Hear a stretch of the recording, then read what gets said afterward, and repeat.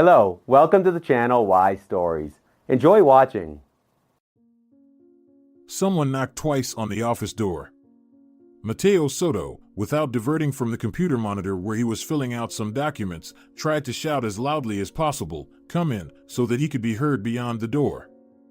The person knocking clearly heard the doctor's response because immediately after the doctor said it, the door opened and a man entered the office.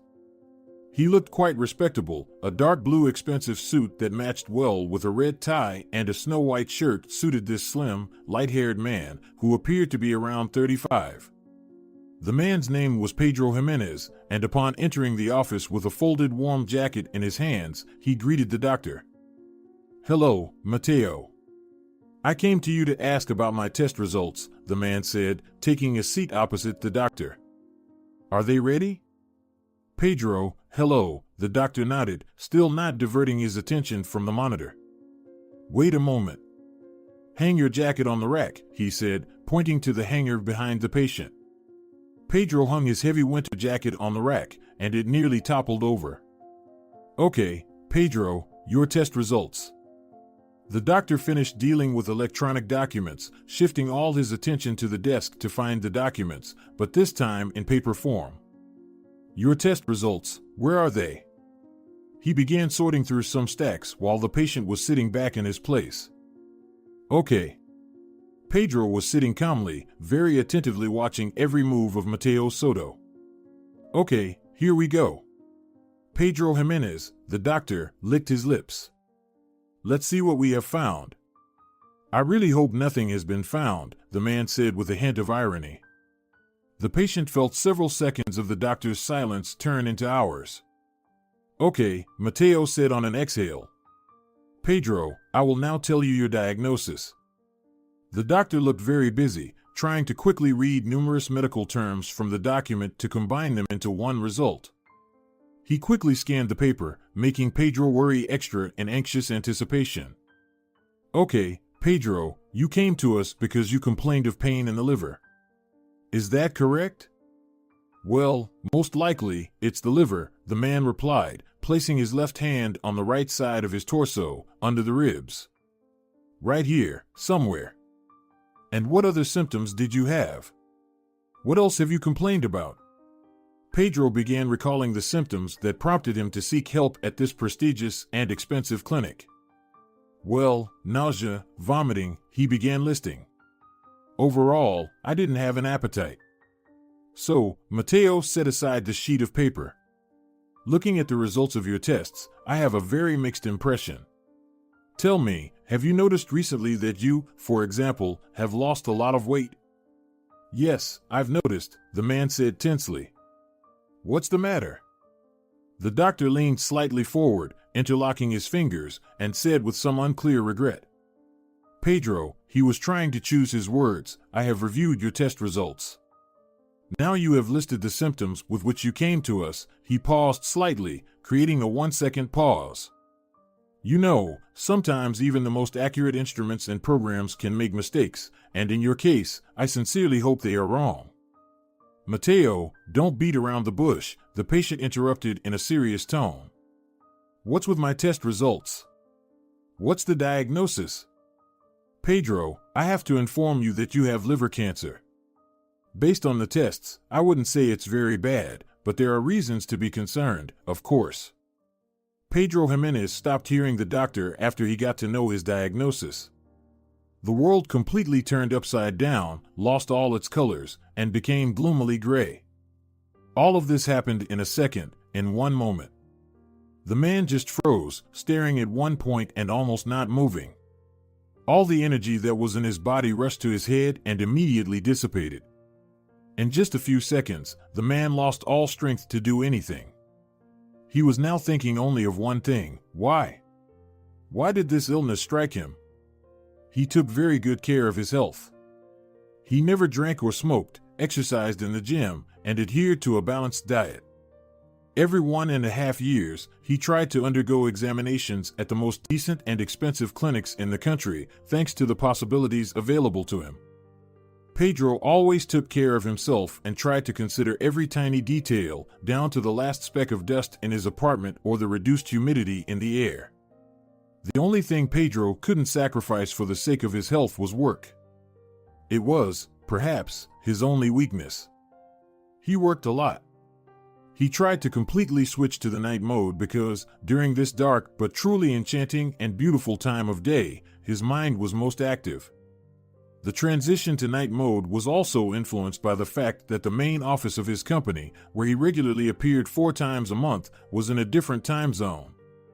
Pedro managed to set up his own business to operate on its own, without his constant presence, and, taking advantage of this, fulfilled his long-standing dream to move to the north. This place always attracted him, and he often dreamed of moving to this snowy place. And it turned out that when it was daytime in the city where his company was located, it was already late evening for him. It was much easier to manage the business this way, and, as mentioned earlier, Pedro found it much easier and more comfortable to work at night. The doctor took the paper with the patient's test results once again. He carefully looked down and responded, "Yes, there is. The treatment can cost a lot and last a long time, but you can recover. In your case, the main thing is not to delay." What could have caused the cancer? As if ignoring Mateo, Pedro muttered, "You know, Pedro, there can be many reasons: alcohol abuse, heredity." Alcohol abuse? At that moment, Pedro gave Mateo a very menacing look. Alcohol abuse? He repeated separately. "Well, you know, this reason is highlighted as one of the main one." "Are you out of your mind, Mateo?" The man began to shout. He couldn't contain his emotions.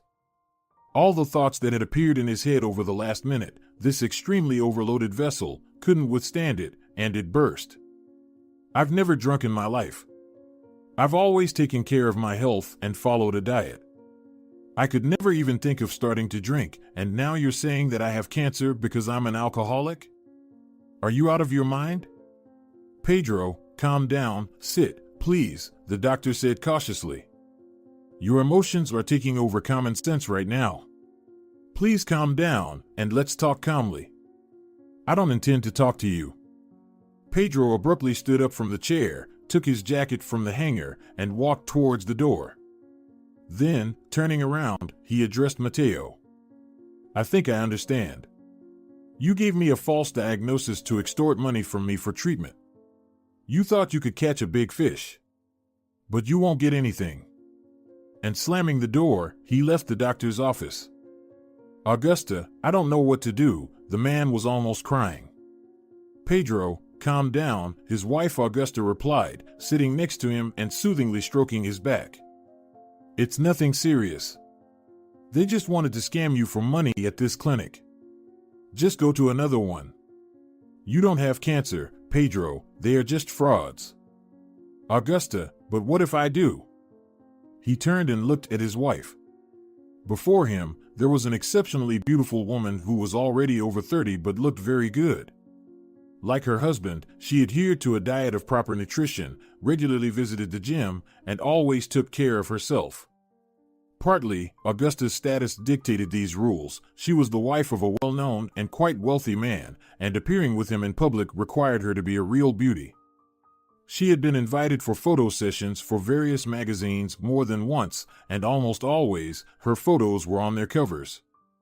She, in accordance with her status, used expensive cosmetics and always chose prestigious branded clothing for herself, but at home, she could let herself wear regular clothes without makeup.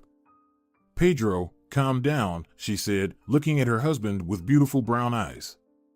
"Honestly, I think they just wanted to get money from you. That's it. I completely agree with you in this regard. If you're so afraid, just go to another clinic and get checked there. Augusta, what if they confirm I have the cancer too? Anyway, I don't think you won't be able to overcome this. You have always been very determined and persistent. And even if you are ill, you will cope with this ailment, and I will help you with it." "Really?" Pedro looked at his wife with the same desperate look. "Of course, Pedro." Her beautiful, symmetrical, glamorous lips spread into a kind and sincere smile. Augusta was ready to support her husband in everything, as it seemed at that moment. They met when Pedro urgently decided to replace several employees in his company. His business was based on selling household appliances, and he had several large stores around the capital. As it turned out then, the money that the management and major shareholders of the company, including Pedro himself, decided to allocate to buy a place and open a new branch with a large area in a major shopping center somehow disappeared. There were lengthy disputes with the company's accounting department because the amount allocated was quite large, but along the way, where it was supposed to be divided into several parts and directed to the owners of the shopping center, the contractor who was doing the renovation in the new branch, and other needs, it turned out to be significantly reduced. The company faced a significant financial hole, and the management needed to find out who took the money. During the lengthy investigations, it was revealed that one of the deputy directors, who was knowingly appointed to the new retail point, had family ties with the chief accountant, and they simply divided the money. An emergency shareholder meeting was convened, and they decided that such things shouldn't have happened again. Urgent personnel changes were made in the company, and new employees were hired. In the head of the accounting department, there was a seemingly inconspicuous woman who calmly worked, was always polite with the company's management, and unquestionably carried out all assignments. Pedro decided that such employees should have been rewarded, so he awarded the girl a bonus. She really worked well, never complained about any bad conditions, and didn't steal a penny. As often happens in a work environment, they had an affair. Pedro began to show signs of attention to Augusta. She quickly got it and started reciprocating. After a year and a half of their relationship, the young couple got married. Augusta was very happy at the wedding and was able to choose a very expensive wedding dress for herself, as Pedro appointed her as the chief accountant and significantly increased her salary. The couple had a truly luxurious wedding. All friends and close relatives were invited. At the exit from the civil registry, a long white limousine awaited the newlyweds, and the driver handed them a cage with white doves. Pedro and Augusta let the birds fly away, kissed once again, and headed to the restaurant hall rented by the groom to celebrate this solemn event. "All right, now I want to be alone." The husband averted his gaze from his wife and looked somewhere on the floor. "I think I'll go to my office." "Okay, dear," Augusta replied. "Take care." The man left the living room for his office. The office was quite minimalist, precisely as Pedro envisioned it during its setup. It was a relatively small room with panoramic windows overlooking the snow-covered city. Pedro sat by the window, with his back to it, and the desk at which he usually worked faced the entrance to the room. Pedro disliked it when someone stood or walked behind him while working. It stressed him out, prevented him from concentrating on work because he thought that someone standing behind him might peek at his work, steal something, or do something else. It was on a subconscious level. Of course, it wasn't worth it since he didn't invite unfamiliar and unverified people to his apartment, especially his office. But even in the depths of his soul, fears of competition still rang loudly. Pedro came to this conclusion. He tried his best to hide his work until he finally completed it, so that no one could peek and steal anything. On the plain gray table, there was nothing except a laptop and a half-empty organizer. On the sides, to the left and right of the workspace, there were a few shelves, which, like the organizer on the table, were only half filled with random books. At night, Pedro turned on the lighting in the office, which was controlled by a remote control placed right in the organizer. The lighting itself was orange-yellow and very soft, so that the man could relax to the fullest and concentrate on work. Sitting in a comfortable ergonomic chair of a dark gray color, Pedro leaned back and started looking at the ceiling. He didn't want anything at all. Usually, if he skipped breakfast in the morning, he would crave a snack a couple of hours later, but today was an exception. He hadn't eaten since morning, and now it seemed like he would never want to. The world completely lost its colors, becoming gloomy. He didn't feel like crying or shouting throughout the apartment in challenging situations or moments of life. The resilience to stress he had developed over the years helped him with that. But in this case, when he realized that metastases could spread throughout his body at any moment, even his well-developed stress resilience hardly coped. In an instant, he seemed to lose the desire to live. Apathy, fatigue, which he had previously ignored, and some previously unknown loss of meaning in life now seized power in Pedro's mind. He had tried not to let such feelings linger in his mind for too long before, but now he had no other feelings at all. So he had been sitting for about an hour, gradually realizing that he needed to pull himself together. Inaction and constant pondering over the situation wouldn't lead to anything good. A week passed. During this time, Pedro and his wife Augusta searched the internet for a clinic with good ratings and reviews, aiming to avoid falling victim to scammers. Yes, they sincerely believed that Mateo Soto was just a fraudster trying to profit from a wealthy client by giving him the wrong diagnosis. The family tried to find a suitable clinic as quickly as possible. They looked at private and expensive ones to avoid encountering this fraud again. Eventually, Pedro found one, but the clinic was not located in the city. It was in another part of the country, and they had to take a flight to get there. The private hospital, specializing in the diagnosis of oncological diseases, seemed suitable in terms of clients' ratings. However, the cost of the examination alone was quite significant for the family. Maybe we should look for another one? Augusta suggested it when Pedro showed her the chosen option online. It's too expensive and far, don't you think? I think it would be better to find something closer. Augusta, he looked at her with an unclear and somewhat indignant expression. We didn't find a single decent clinic here. One has reviews saying that the staff behaves inappropriately with patients, another overcharges unreasonably, and the third has no normal reviews at all. Here, on the other hand, is a clinic specializing in the detection and treatment of cancer. Yes, the prices are high, but I value my life much more. And if it's true, if they diagnose cancer, these expenses will be very justified. Dear, Augusta romantically embraced her husband. If you think it's right, go ahead and spend huge amounts on your health.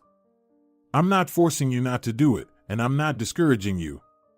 If you think it's right, go there, it's for your health. She kissed him on the cheek. But only if it doesn't affect our way of life. Do you understand it? In what sense? In this sense, Pedro. I don't want to rummage through dumpsters and search for food. Spend any amount of money, just as long as we continue to live the way we did. All right, I understand. The man extricated himself from his wife's embrace. I'll still call this clinic and consult with them. He returned to his office. After copying the contact number of the private clinic from the website, he pasted it into the input field and pressed the green call button. He heard pleasant, soothing music playing for a short while. The reception didn't keep him waiting long. Hello, welcome. My name is Toya. How can I help you? The girl introduced herself. Hello, the man replied anxiously.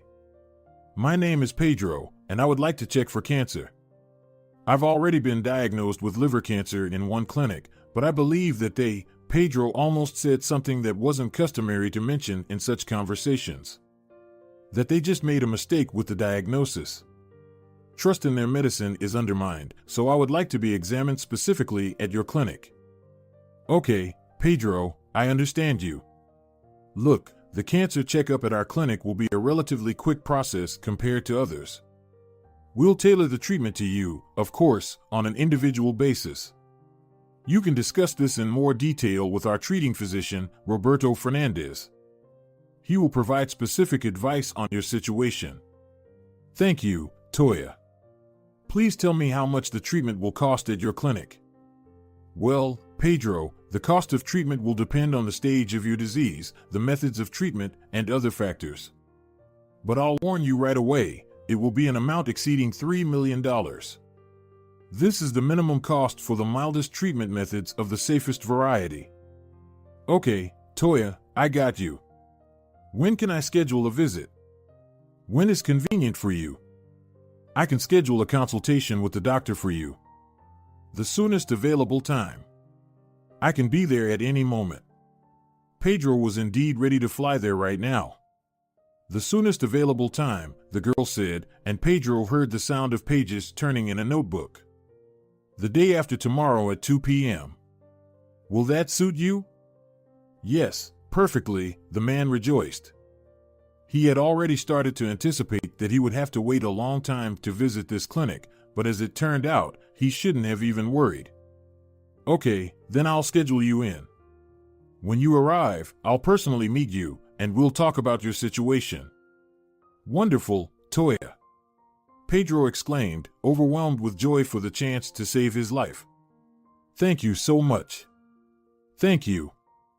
Goodbye, all the best, the girl said with a relaxing tone, and the potential client of this clinic hung up the phone. He put the phone on the table. He sincerely rejoiced that the day after tomorrow he would actively start treating his recently identified ailment. There was no longer that pronounced apathy and fatigue. On the contrary, the realization that his health, and most importantly, his life, would be in reliable hands gave him additional energy, joy, and ordinary human happiness. Augusta. He practically ran out of the office and headed towards the kitchen. I called that clinic.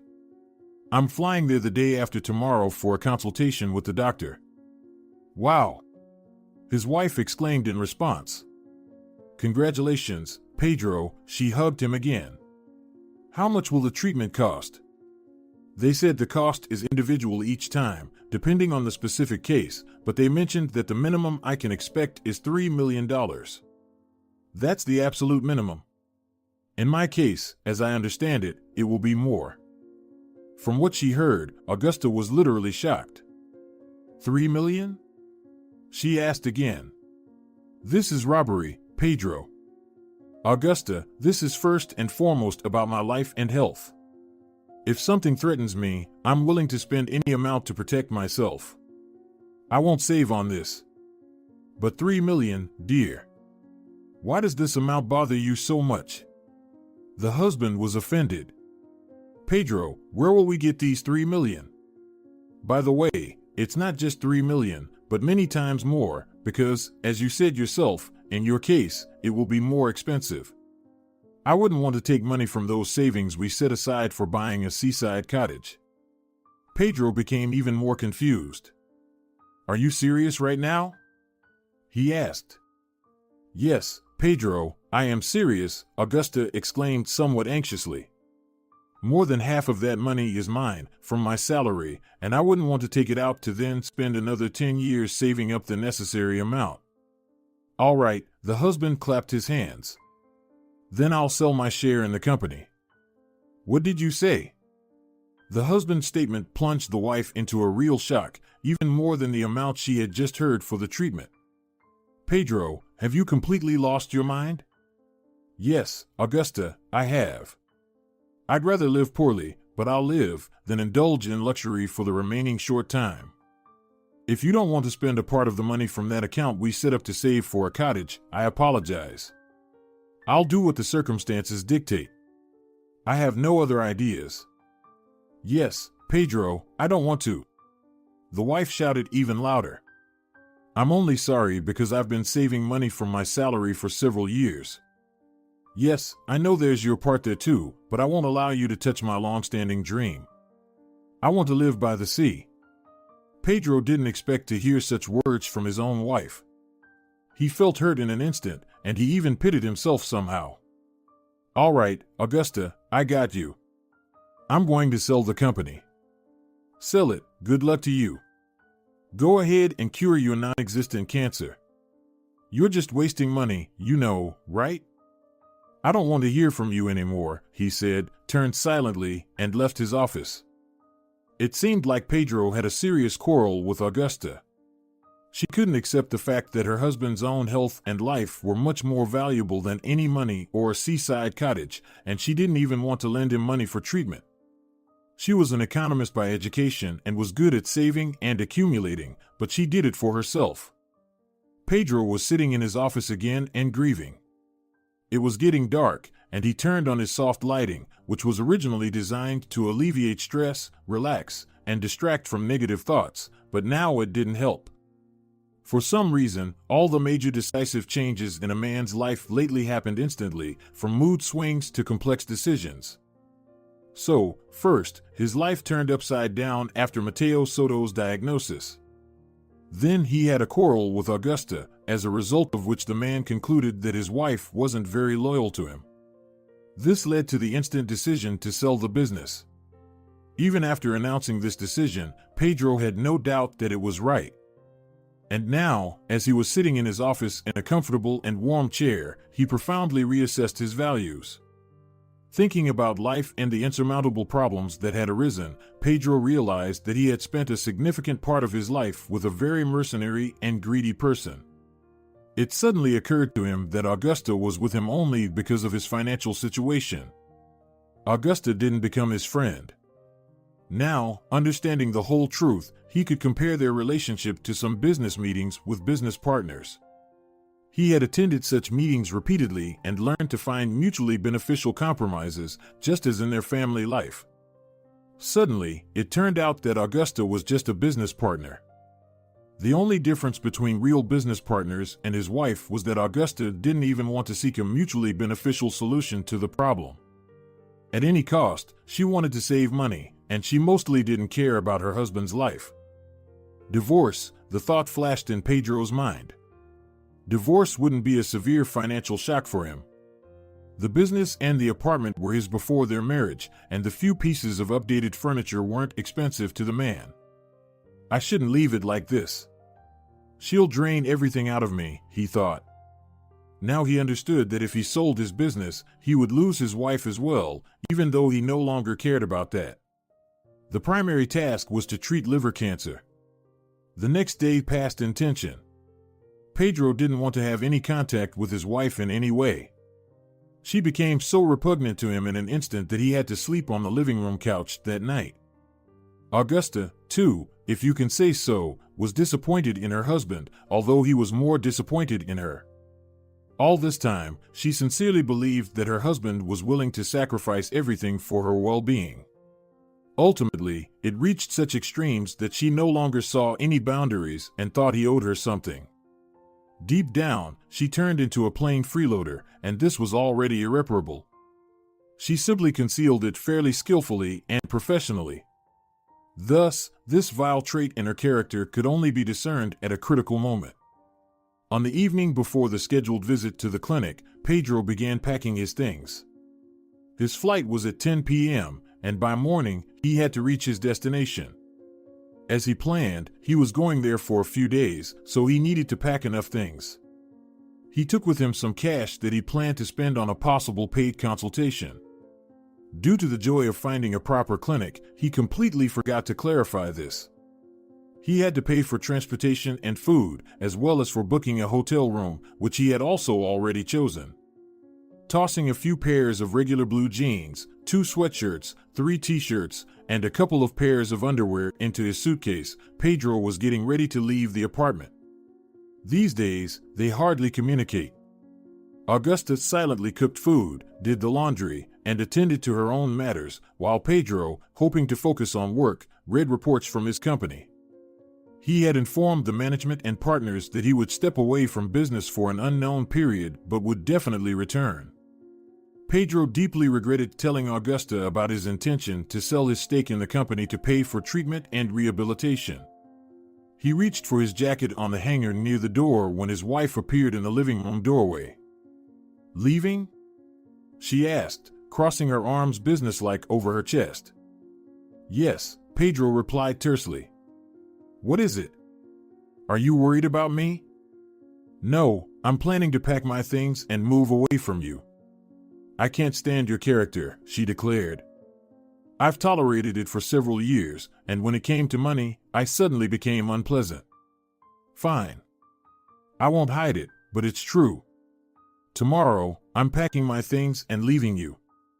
I know the law well, and I understand that I won't be able to get anything from you through legal action. You know, I think I've needed this for a long time." "What have you needed?" Pedro asked with a sarcastic smirk. "To live off your husband, fill your pockets with money, and set off on a carefree journey? Good luck, I won't stand in your way." That sounds so cheeky from your perspective, Augusta replied, squinting her eyes.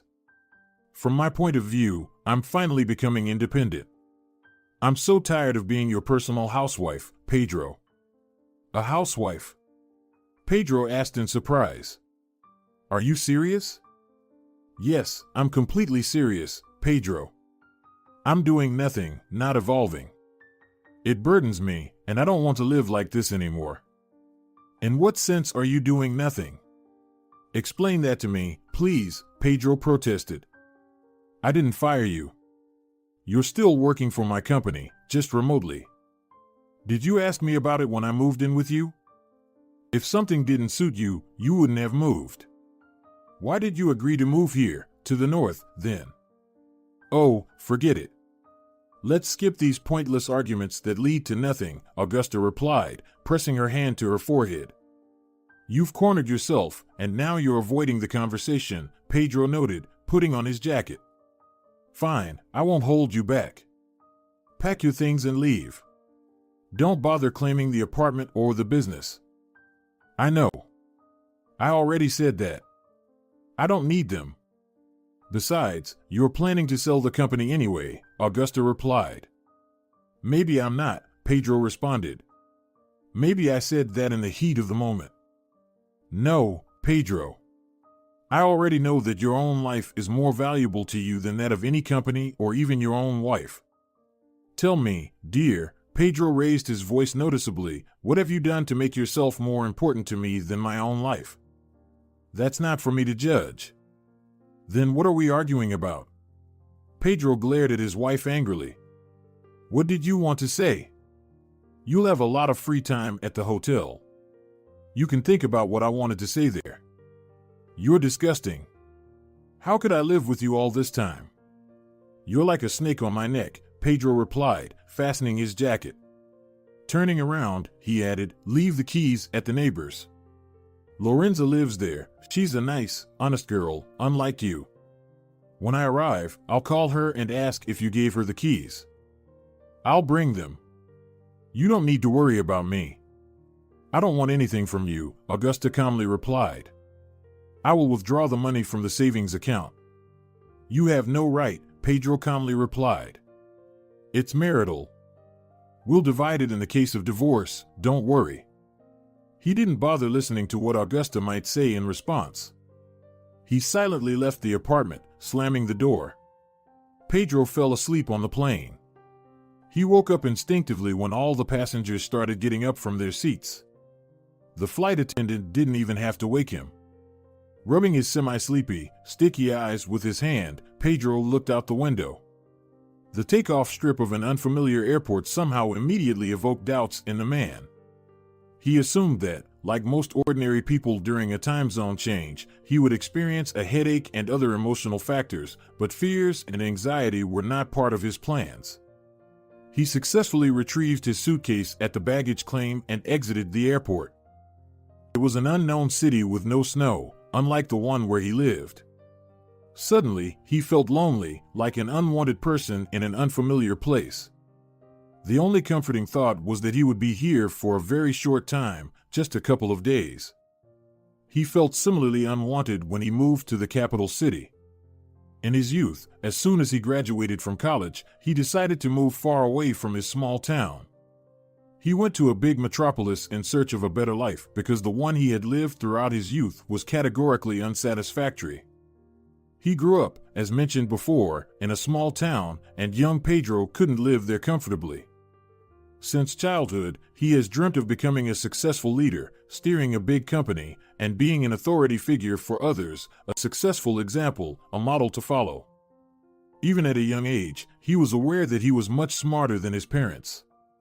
Until the age of 4, he grew up in a complete family that was far from dysfunctional. Despite the widespread turmoil in the country, Pedro's family somehow managed to navigate through life's hardships, avoiding the grinding difficulties that could have crushed Pedro's family.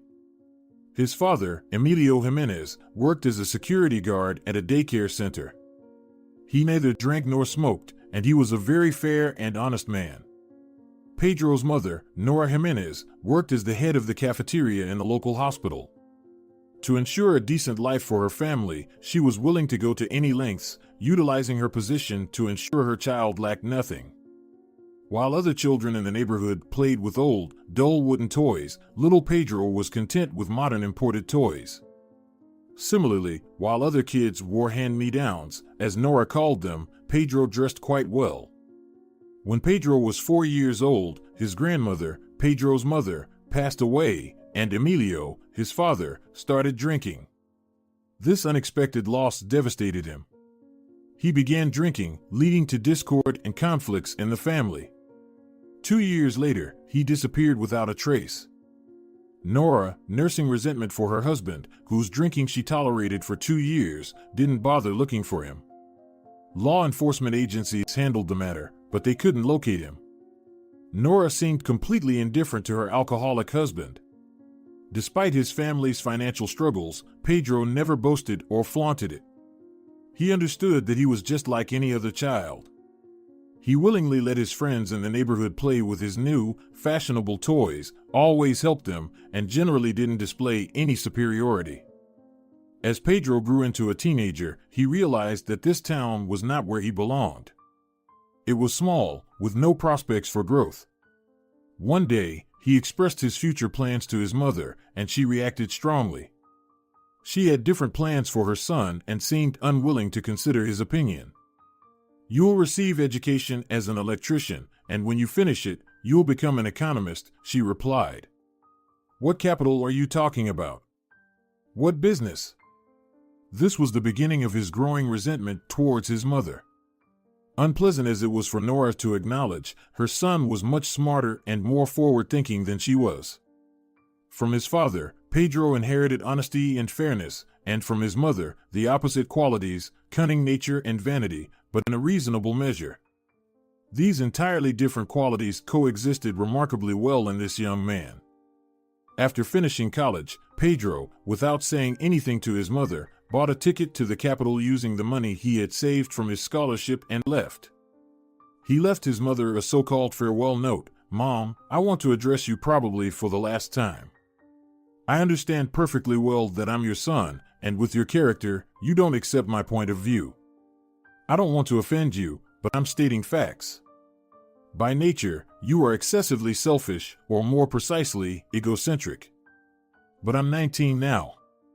Due to health problems, as you well know, I'm not fit for military service, so the road to life is open for me. I believe my level doesn't match the place where you'd like to see me. I have to leave now. I don't accept any remarks or, as you call them, warnings on this matter. I will live the way I want because, in my opinion, I deserve better. I think in your pursuit of happiness, you completely forgot that I am your son, not a puppet.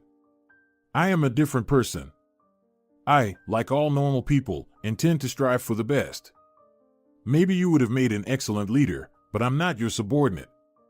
I have grown up independently, leaving this parental nest. I am leaving for the capital. I have some action plans, but I know you have no intention of listening to me, so I'm stating it as a fact. In the capital, I'm sure a better life awaits me.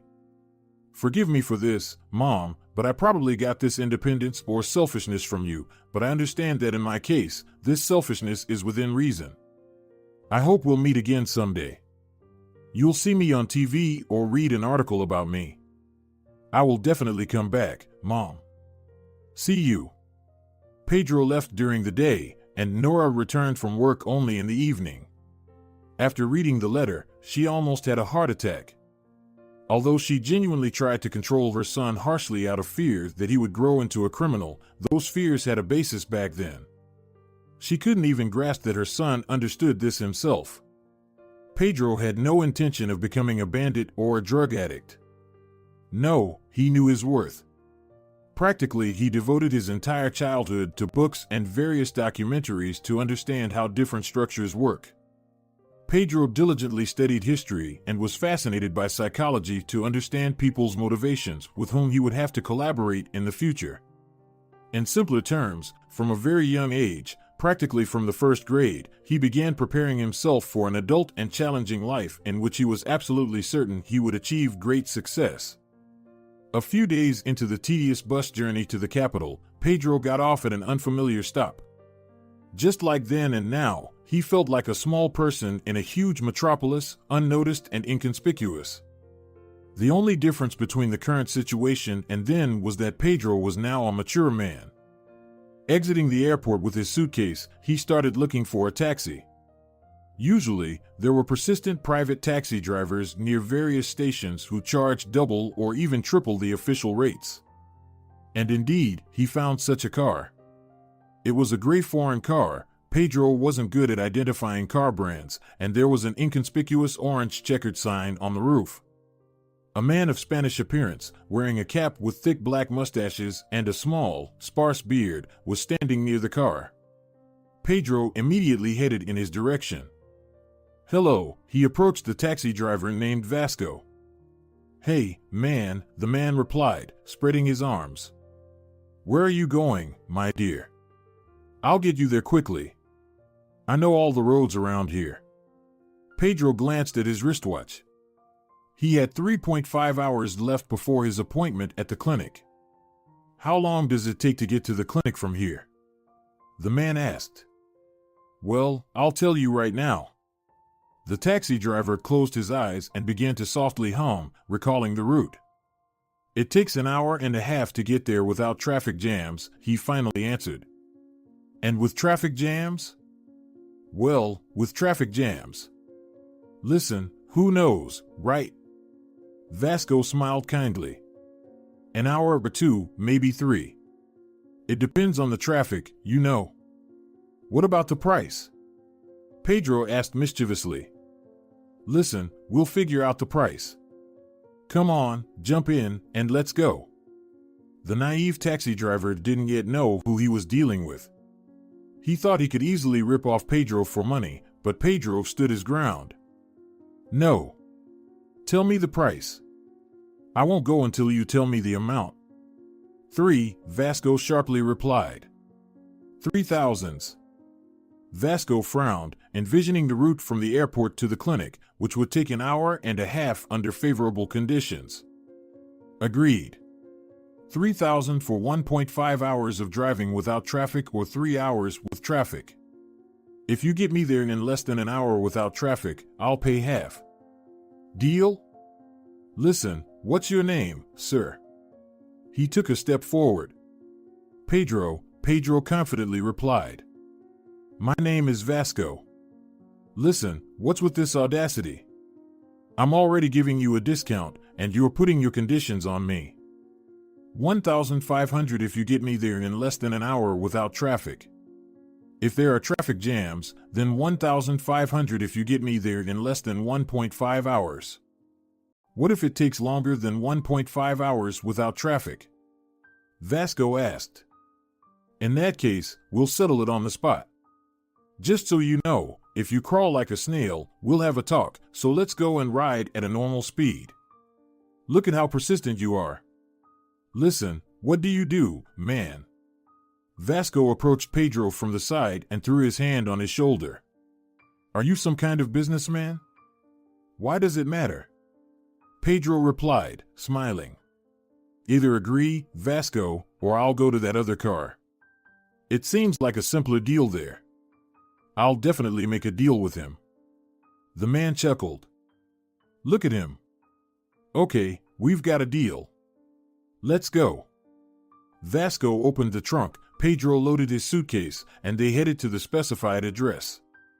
They arrived at the clinic almost exactly 1.5 hours later. Despite his initial impression of deceiving the naive customer, Vasco didn't lie, and Pedro paid 3,000. After bidding farewell to the driver, Pedro took the suitcase by the handle and entered the clinic. He waited for the appointment for 2.5 hours.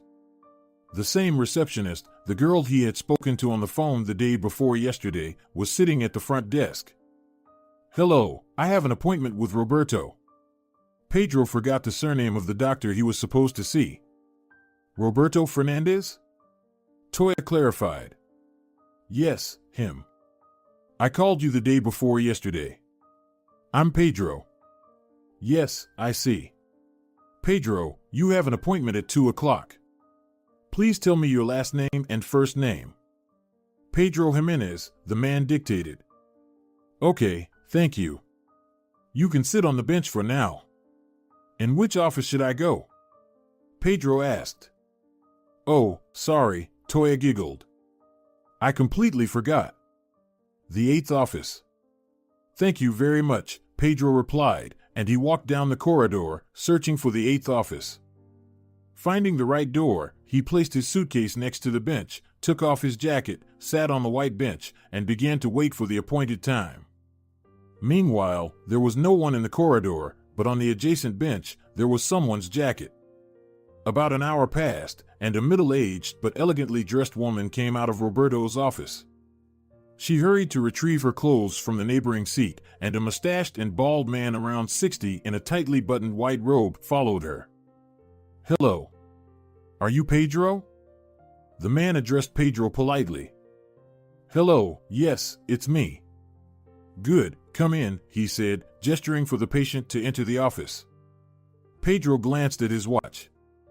He had always tried to adhere to a work discipline, even though he sometimes failed. The time on the clock showed 12:34 p.m. But it's not yet, he tried to object. Come in, Roberto interrupted Pedro, and he complied.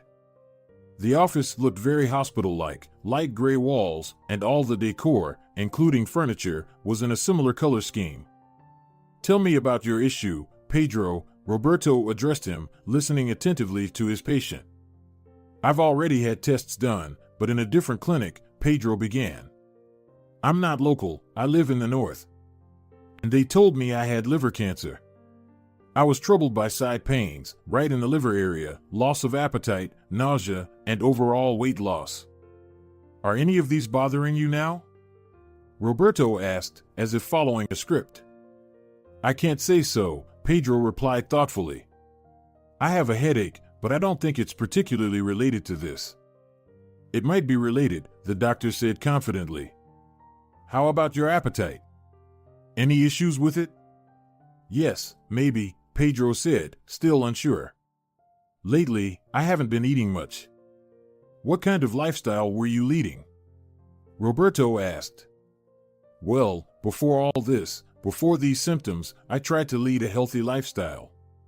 I was into sports, ate well, didn't smoke, and didn't drink. Okay, the doctor said, looking at his computer monitor. You'll need to undergo an examination and take tests.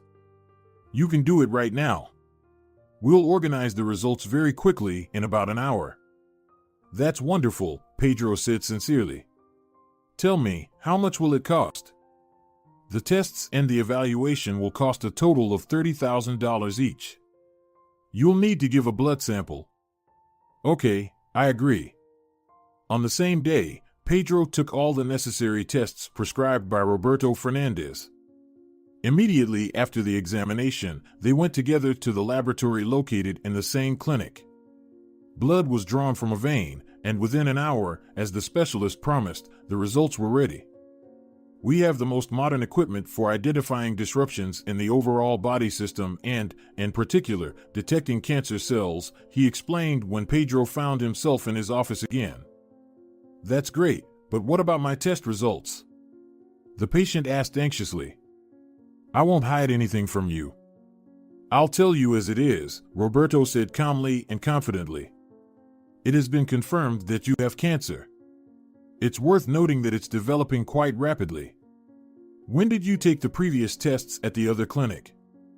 About a week or a week and a half ago, Pedro replied, bewildered. Yes, the doctor confirmed. It's indeed progressing very fast. We can try to treat you, but the chances are low, although, again, it depends on the treatment methods. But in your case, the methods will be, of course, the most advanced and complex, increasing the chances of survival. Why did all my symptoms disappear? Pedro asked like a robot, staring into space. It happens. I won't delve into medical terminology right now. I'll just say that it happens. And how much will this treatment cost? Around 10 million, Roberto said calmly. I don't have that kind of money right now. Tell me, how long do I have left to live? I think you're ordinary, peaceful life may come to an end in a couple of months. After that, some agony and constant suffering will begin. Trust me, I know what I'm talking about. The road back. Everything seemed shrouded in mist, surrounded by darkness. Not a single positive thought. Everything revolved around the fact that life was coming to an end. Realizing this was painfully sad, sorrowful, and bitter. Almost all of his free time Pedro dedicated to work. And now, when life seemed to be coming to an end, he, like an old man on his deathbed, looking back, realized that he had made a huge mistake. He hadn't managed to see the world, he hadn't done everything he had planned for life back in his teenage years. As if everything went off course. He somehow didn't account for a deadly illness. He decided not to stay on this ill-fated business trip and chose to return home as soon as possible. He was determined to sell his stake in the company. He could easily cover all the expenses for treatment if he did that. The only problem was time. Selling his stake is a lengthy and tedious process. Firstly, he needed to find someone willing to buy it, and even Pedro couldn't estimate approximate terms. Outside the clinic, where his worst fears were confirmed, there was one available taxi. It wasn't Vasco behind the wheel, but another man who also easily took Pedro to the airport. However, the passenger, accustomed to various profitable deals, didn't haggle this time but agreed to the price set by the private driver. He had no time for that now. He sincerely hoped that there would be available tickets for a return flight to the north, even with layovers, at the airport. Anxious thoughts overwhelmed him on the way, growing in scale geometrically. Looking out the window at the nighttime city, where, unlike his hometown, there was no snow, Pedro thought that soon he would turn into a similar darkness himself. Again, literally in a moment, he simply devalued his life and everything he had achieved in these short 35 years. He now couldn't care less about the conditions his employees would have in the company under the new owner, who would get his apartment and all his belongings. And more. There was nothing more in his life, only the company and a large apartment in a good, elite residential complex. That was it. His wife turned out to be a greedy person who sacrificed her sick husband for personal prosperity. They had no children. Augusta never wanted to have children, justifying it by saying there simply wouldn't be time for them. Pedro settled with the driver, picked up his suitcase, and walked back into the airport waiting area. Approaching the counter, he asked, "When is the next flight to the north?" "Today." How lucky, the man thought. "One ticket, please." He paid the cashier, received his ticket, and, looking at the departure board, realized he had to wait here for quite some time, 2 hours. He calmly sat on a bench and continued to contemplate how meaningless life was. "Darling, we'll buy a ticket now and fly," a woman passing by Pedro with her 7-year-old daughter cheerfully said. "Really?" the little girl asked with sincere astonishment. "Yes, Wanda, we'll fly." Pedro opened his eyes and looked at this family. How lucky this woman was. She had a beautiful daughter who, by the way, looked like her. She was healthy, everything was fine with her, and she was raising this beautiful daughter. The girl was lucky too, she had a mom, and for now, there were no problems. The inner voice engaged in a dialogue with Pedro's mind. "Stop, what? Mom? The little girl has a mom. She has a mom."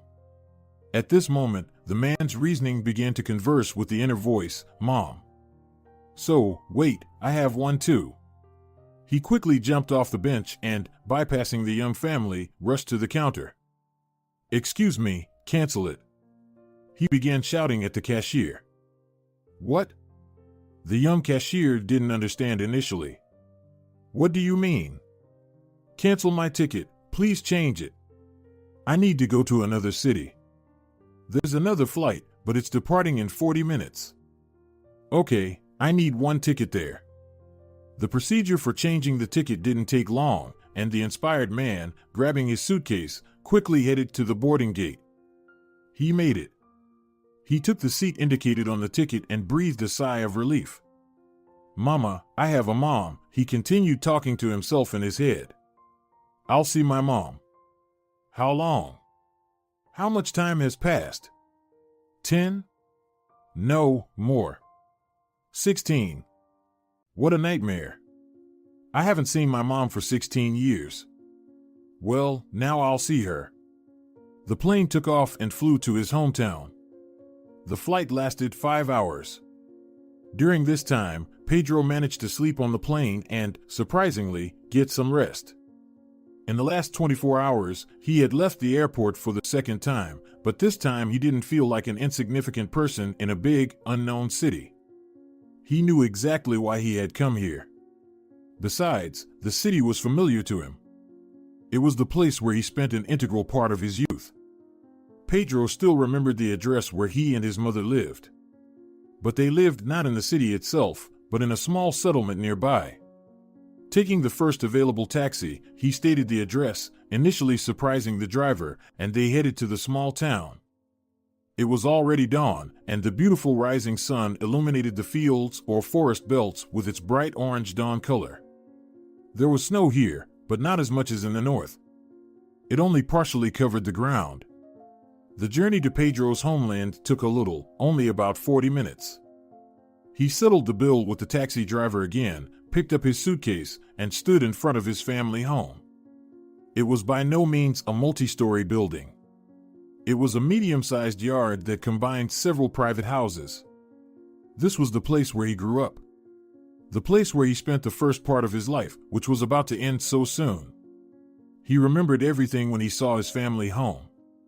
He remembered playing in the common yard with friends from these neighboring houses and how they ran to each other's houses and sometimes stayed overnight. All of childhood seemed to rise to the top in an instant, as if dominating all other thoughts, including the deadly illness. Exhaling warm breath with a smile on his face, Pedro approached the gate. Suddenly, he saw a beautiful young woman coming out of the house where he lived, and this house stood right in front of the entrance to the yard. She was dressed similarly to Pedro, regular blue jeans, a black jacket with a hood pulled over her head. She wore high, warm felt boots. As soon as she left the house, she immediately noticed the man standing with a suitcase in front of the gate. "Hello," she shouted with a thin, enchanting, and very beautiful voice. "Who are you looking for?" "Hello," Pedro shouted confusedly. "Who lives in the house you just came out of?" The girl, looking around, quickly descended the low steps of the house and ran to the gate. "It's me and my mom, so, to speak, what is it?" Pedro became even more confused. For some reason, initially, he didn't even consider the possibility that his mom might have moved from this house to another place. He tried to pull himself together and asked, "Nora Gimenez used to live here. Do you know where she moved?" "She still lives here," the girl answered, surprised.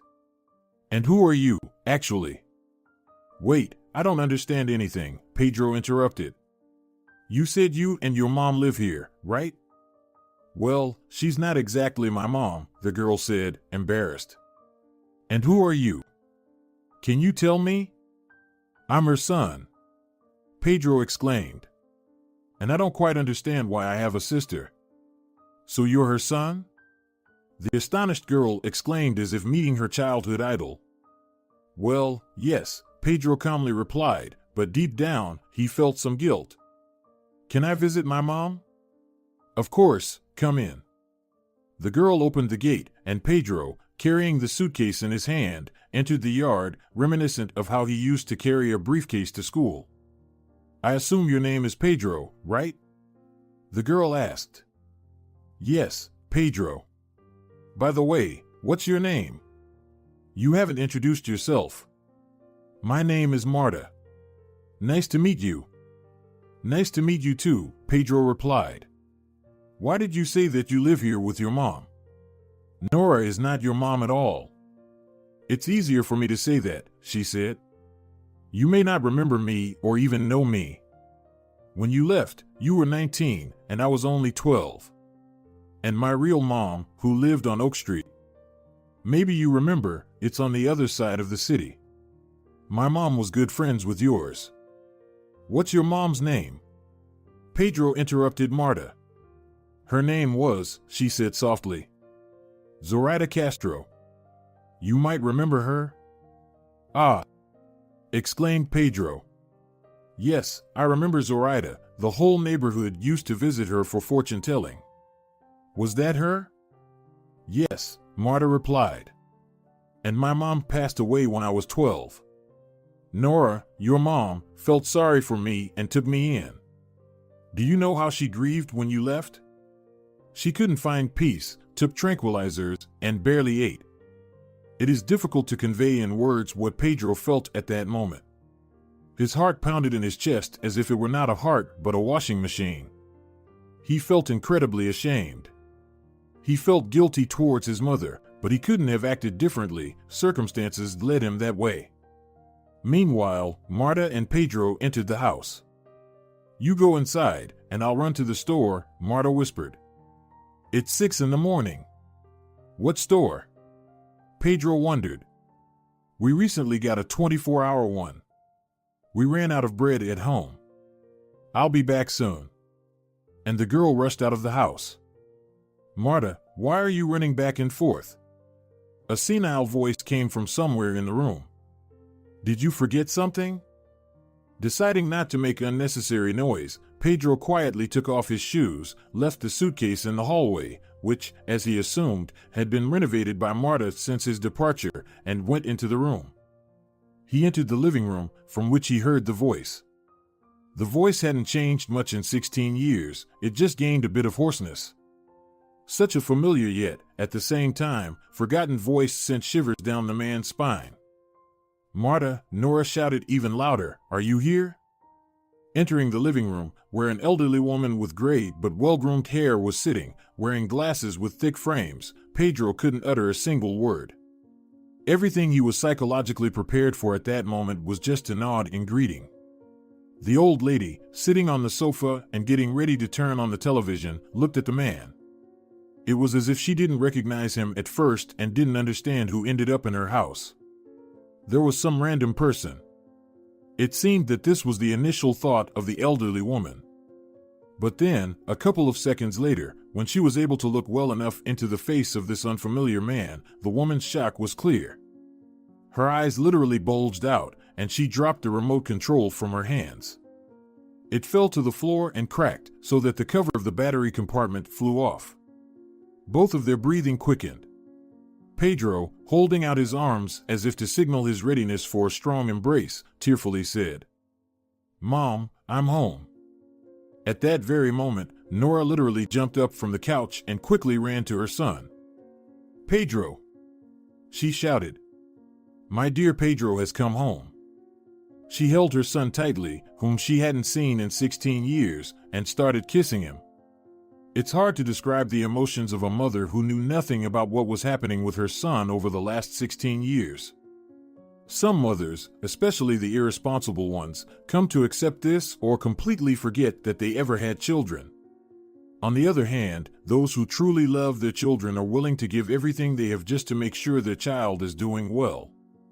But it's even harder to describe the emotions of a mother who didn't know what her son had been doing, or indeed if he had been alive at all, over the last 16 years, and who, after such a colossal length of time apart from her child, met him for the first time. Primitive, genuine maternal feelings never fade, even when a mother hasn't seen her child for 16 years. They gradually diminish, retreating to the depths of the soul, but they remain for a lifetime. They may not manifest themselves in everyday life, being completely concealed behind a mask of moral well-being, but deep inside, a mother who was separated from her son would wake up every day with hope that today he would come home, that today she would see him and understand that her child was safe and well. This was exactly the case with Nora, the mother of Pedro Gimenez. She never forgot her son. Every day she prayed for his health, although before her son's departure, she was a convinced atheist and thought that now, somewhere in the world, her child was alive and well. Marta, today is a special day for me. Nora burst into the hallway, crying and shouting, when she heard the noise of the front door closing. Go to the store again and buy a cake. We will celebrate. Pedro has come back. Nora, I know he's come. I was the one who met him, the girl said with a smile on her face. I immediately understood what I needed to buy, besides bread. They went to the kitchen, where Pedro was already sitting, awkwardly looking around the room. It's as if everything has changed, and yet nothing has changed, he thought, surveying the kitchen. Pedro, how are you? Tell me, son. I haven't seen you in so many years. Joyful Nora literally shared her positive energy with her son, who, deep down, felt incredibly ashamed. But these feelings faded away under the pressure of his mother's good mood. Mom, everything is fine, Pedro nodded calmly, not yet ready to start with the bad. I have my own business in the capital, a very decent one, actually. I have a large network of retail stores, and I live in the north. It's easier for me there. See, Pedro always wanted to go to the city. Nora waved her index finger, addressing Marta. He always wanted to go north. I remember that for sure. Yes, he wanted and left, Marta confirmed, slicing the cake. Yes, Pedro is a good guy, just great. The elderly woman couldn't be happier about her son. So, Pedro, I'm already an old woman. Tell me, do I have any grandchildren? How's your personal life going? And here the problems begin, Pedro answered with a shameful smirk, lowering his head. What's the matter? I'm getting divorced now. Nora gasped theatrically. How so, Pedro? Why are you getting divorced? And who is this girl? My wife, still my wife, is named Augusta. I met her through business. I hired her as my accountant. You know, Mom, at first, she was a good girl, honest, and faithful. Well, only at first. Then she moved to the north with me. I already had my own apartment. And just a week ago, she showed her snake nature. She was with me only for the money. She had no genuine feelings for me. Perhaps she's not like that in reality, but that's how she showed herself. And what now? Will you have a divorce? Nora, the elderly mother, fussed. Yes. When I get home, I'll file for divorce. Son, she'll probably sue for half of your apartment and the company. No, Mom, she won't. Pedro said confidently. I earned all of this when I was alone. The apartment and the company will remain mine. Marta served the cake on the table, and by this time, the pot had just boiled. They chatted about many things. There was a lot to talk about in 16 years. They discussed almost Pedro's entire life, but, without revealing the fact of the cancer, also discussed Nora's life, how she suffered in the early years when her son left the parental home and didn't get in touch in any way. She shared her worries and shed a few tears. She also talked about how she practically adopted Marta after the death of her mother, Zoraida Castro. She said everything she could. Marta also shared her fate, which she described as not easy, but bearable. After discussing all the pressing topics and answering all the questions that had accumulated over 16 years of separation, which took about 4 hours, it was time to tell Pedro's main tragedy. Mom, you know, I came here for a reason, Pedro said, taking a sip from his third or fourth cup of coffee. He lost count of how many he had. I have a big problem, and I just couldn't help but come. He hesitated for a moment, choosing his words, while Marta and Nora froze in anticipation. What is it? The elderly woman exclaimed, clutching her heart. What happened, son? What is troubling you? Easy, Nora, Marta calmly said, but her attention was entirely focused on Pedro. Let him speak. She looked at him very intently, but the man himself didn't see that. Mom, he said, wiping his eyes, I have liver cancer. Nora now clutched her heart much tighter. What? What did you say, Pedro? Please repeat.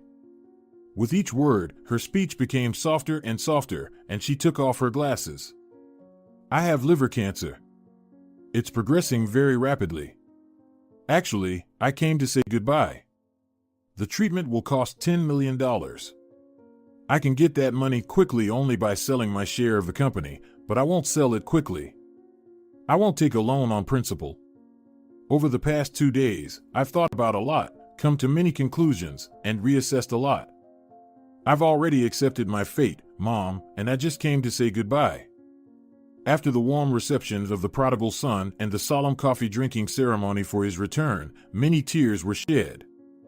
Nora literally began to have a hysterical fit, which would be very, very difficult to stop. Pedro himself felt nothing anymore after announcing such terrible news because, in the 2 days preceding this day, he had genuinely reconsidered a lot, ultimately coming to the conclusion that this was his destiny. Nora cried seemingly endlessly.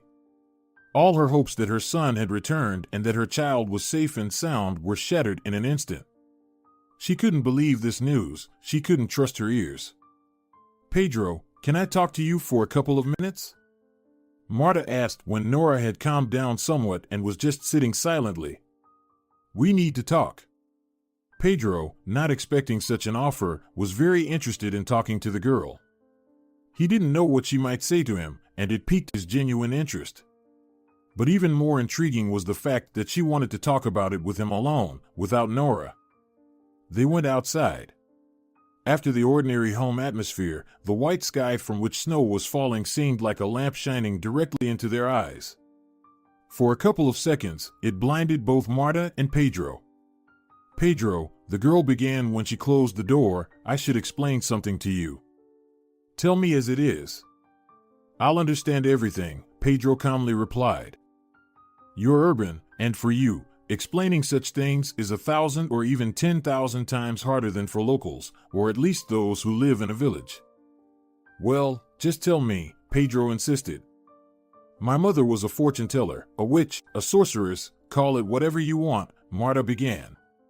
"She had the gift of healing, you know? So, the whole village used to come to her. Mostly, they were just alcoholics whose livers were out of order, and she healed them with her gift." "And what are you trying to tell me with this?" Pedro's reaction indicated that, as Marta initially said, he was quite skeptical about this information. "The gift of healing is passed down through the family line," the girl tried to convince the man. "I can try to heal you." "Are you making fun of me?" Pedro asked, making a strange facial expression. "I've already accepted my fate, and you still want to tell me that you can cure me of liver cancer, which is developing very rapidly. Specialists demand $10 million for this treatment, and you want to do it with some fortune telling." "Pedro," Marta said, looking at her interlocutor with a pleading look, "you can at least try. You won't need to do anything. I'll do everything by myself. Well, almost everything. It's free. I'm not asking for money from you." "And how long will this operation last?" Pedro emphasized the word operation. "I don't know, I have to try. I have a book with spells for all diseases, including cancer. We just need to see how to read this spell and what rituals need to be performed." "Well, if you insist, we can try," Pedro said, as if doing a favor. "But I think it will be a waste of time." "We'll see, Pedro." "Why are you asking me here, not inside?" the man asked when Marta was already about to enter the house. For the spell to work, the person who needs healing must give personal consent without outsiders' ears. Only after he has agreed face-to-face to the ceremony and spell can this information be made public, so to speak. They entered the house, and Marta first ran into her room, which 16 years ago used to be Pedro's room. She found the book, in which many spells were recorded by her grandmother, Antonia Gill, and found a spell for cancer. The spell, if one could say it that way, was universal and suitable for all stages and types of cancer. The ritual took place that same night. Marta informed Nora that she intended to cure her son of this dreadful ailment. Nora couldn't sleep. She spent the whole night in bed, waiting for Marta to come out and say that everything was successfully completed. Marta conducted the ritual in her room. There were many nuances, and sometimes Pedro himself had to read incomprehensible incantations in an unfamiliar language. Throughout this strange, previously unknown procedure, he was sitting in complete bewilderment, but he maintained a fairly skeptical attitude. A few hours later, the door from Marta's room opened, and she entered Nora's room to check if she was asleep. Nora wasn't, so Marta could immediately report that everything went well and that it should have bore fruit. 2 days later, Pedro flew by plane to the same clinic where he was asked for $10 million for treatment. He decided to check if the spell worked and still approached it quite skeptically. Marta insisted that he be re-examined. He paid this private hospital another $30,000 for quick and accurate results. Roberto, after reviewing them, was astonished. "How is this possible?" he said, covering his mouth with his hand. "Just a few days ago, you were diagnosed with a liver tumor, and now it's clear as if it evaporated. Could our equipment be inaccurate? It can't be." Pedro himself had become so accustomed to such swift changes in his surroundings that he wasn't even surprised that some words in an unfamiliar language, spoken by a hereditary sorceress, could miraculously remove an almost incurable ailment from his body. In short, he returned to his mother with good news, and they once again celebrated with a cup of coffee and apple pie. Nora was very happy that her son had recovered. A year passed. During this year, Pedro experienced rapid and abrupt changes. He divorced his wife, and the savings account, which she was reluctant to spend on her husband's treatment, was split in half. The apartment and the company remained, of course, with Pedro. Pedro started communicating a lot with Marta. They exchanged messages, and eventually, they began a long-distance relationship. Soon, the girl moved in with him, and later, after saving some money, the man bought an apartment for his mother in the north, in the same area where Pedro lived with Marta. After living together for 6 months in previously unfamiliar harmony and love, one morning, Marta, over a cup of morning coffee, said, "Pedro, I don't even know how to tell you this." A shy smile appeared on her face. "What's wrong?" Pedro suddenly felt nervous. "Pedro, there's something. Your mom will be over the moon with happiness. In short, I bought a pregnancy test yesterday. We're going to have a baby." Pedro caught his breath. He hugged Marta tightly and closed his eyes, which were suddenly filled with tears. "Pedro, are you happy?" The girl pretended to frown. Pedro smiled and kissed Marta. "My love, I'm not just happy. I'm tremendously happy." If you're enjoying it as well, leave a like and subscribe.